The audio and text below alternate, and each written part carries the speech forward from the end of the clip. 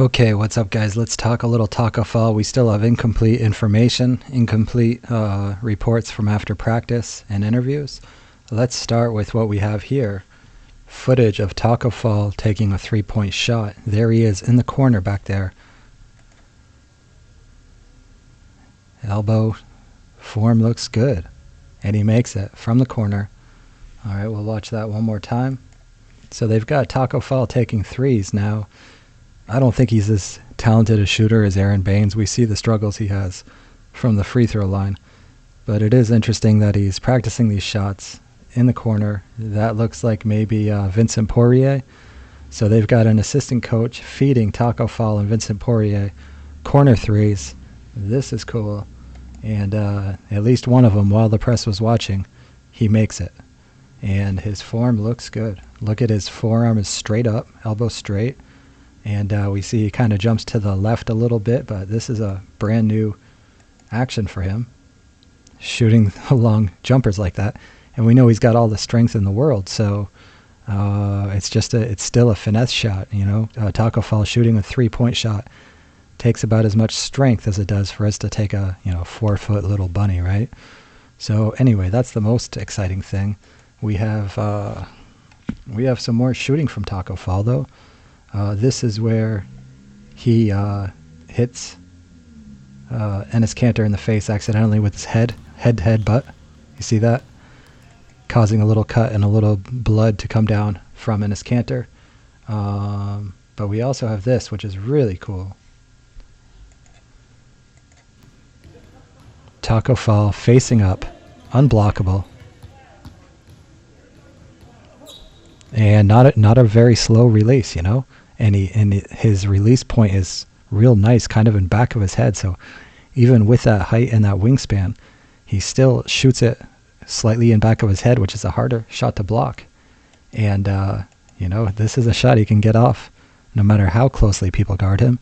And all he has to do is get a little more savvy with a little more coaching experience so that he fakes pulling up. And then he gets the guy up in the air and he just jumps into him and gets to the free throw line. See, so all he really has to do is learn how to fake that, and guys are going to go flying up in the air, and then he can just jump into them. And even if TACKO fall misses both free throws, well, he can still get guys like Joel Embiid in foul trouble doing exactly that.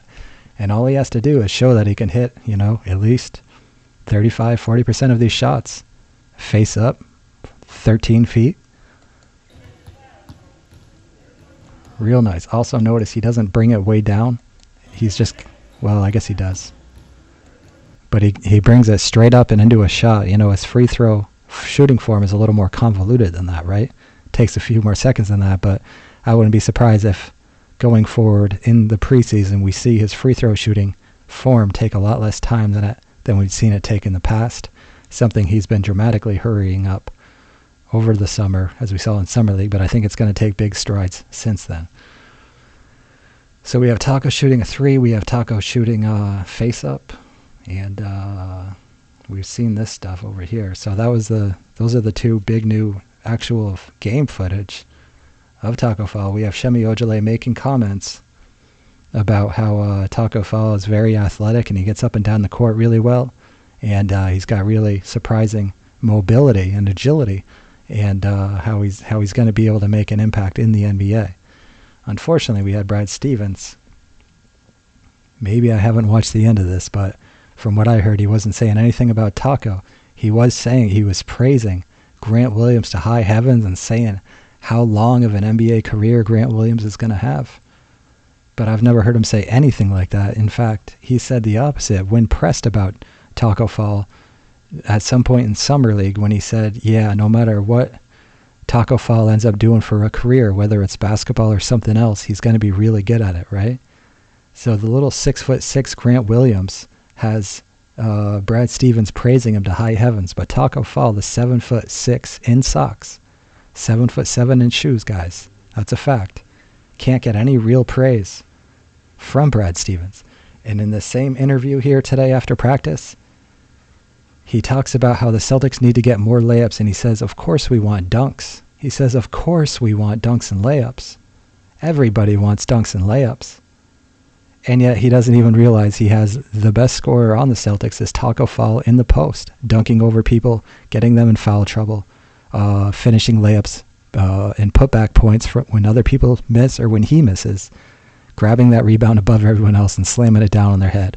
So Brad Stevens giving lip service to the idea that dunks are the highest priority. And yet he can't even say that TACKO Fall has a career in the NBA. Okay? And he says, another thing is, of course, we and everybody else in the league are trying our hardest to take away layups and three-pointers. So, of course, taking away dunks is the most important thing. And yet you don't hear him saying, boy, are we lucky to have TACKO Fall on the roster who can take away those dunks and layups, which is the highest percentage shot that everyone is trying to go to first, right? So again, it's just more lip service. And remember, in Kelly Olynyk's 4 years, Brad Stevens almost never ran a post-up play for him. Okay? This talk of it's better to score inside than just shoot mid-range twos. How many Avery Bradley long 2-point jump shots did we have to watch, guys? And he didn't turn to Kelly Olynyk to score in the post until it was Game 7 against Washington in the second round, and the backs were against the wall, and Isaiah Thomas was injured, and they desperately needed a score. And then when he absolutely had to, he finally turned to Kelly Olynyk and let him loose in the post. And look at those Kelly Olynyk 26-point highlights. He gets the ball in the post, and he goes to work. Brad Stevens doesn't like to play that way. And, because Aaron Baines wasn't much of a post scorer, Brad kind of has these old habits, basically big guys can't post up, right? And we've got TACKO Fall here who just simply needs to be developed, simply needs to be given an opportunity. And we have Shemi Ojale earlier talking about how throughout the scrimmages there's only one big on the court at any time, and it's always the small ball stuff. And the bigs that we have are really just 6'11" guys who don't really play great defense, don't really protect the rim at all, don't really take away dunks and layups at all. So we have Brad Stevens saying the right things, but he's so close-minded that he can't even see that the answer to all of the Celtics' biggest problems, to any NBA team's biggest problems, are solved by TACKO Fall. Okay, if Brad Stevens had Wilt Chamberlain, he would treat him the same way. He would say, yeah, it's really a bummer that Wilt can't stretch the floor like Al Horford. And that's another thing. Brad Stevens has it in his mind that you need a center who can stretch the floor if you're going to get layups, right? And it makes sense in a superficial sense before you think about it. Having a wide open lane means other people can drive in there. But how well did that work for the Celtics last year? Even with Al Horford stretching the floor, the Celtics were still one of the worst teams at driving to the hole. And the fact is that having a big like TACKO Fall, or even Clint Capella, or even Robert Williams, who is a threat to catch the ball and dunk it, okay, that is very, very dangerous. It also helps with the offensive rebounds.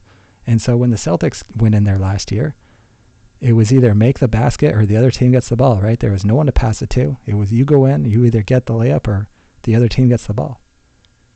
And Brad Stevens oblivious to the power, to the strength, to the impact on winning, that having a big like TACKO Fall around the basket for when Kemba Walker drives in there, Kemba doesn't have to just shoot it. He's got options.